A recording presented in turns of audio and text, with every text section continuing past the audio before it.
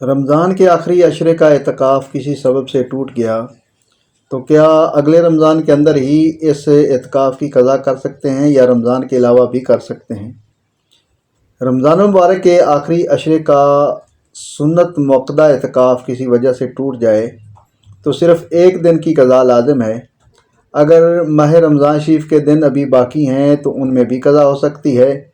اگر رمضان شریف گزر گیا تو کسی اور دن بھی قضا کی جا سکتی ہے، لیکن چونکہ اس اعتکاف میں روزہ شرط ہے، اس لیے عید الفطر کے دن اور ذوالحجۃ الحرام کی 10ویں یا 13ویں کے علاوہ ہی اعتکاف کریں کہ ان 5 دنوں کے روزے رکھنا مکروہ تحریمی ہے۔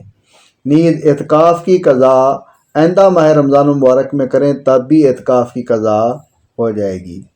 اعتکاف کی قضا کا طریقہ یہ ہے کہ کسی دن غروب آفتاب کے وقت، بلکہ احتیاط اس میں ہے کہ چند منٹ مزید پہلے قضا اعتکاف کی نیت سے مسجد میں، عورت ہو تو مسجد بیت میں داخل ہو جائے اور اب جو دن آئے گا اس کے غروب آفتاب تک معتکف رہے۔ اس میں روزہ شرط ہے، لہذا اس دن کا روزہ بھی رکھے اور غروب آفتاب کے بعد اٹھ جائے۔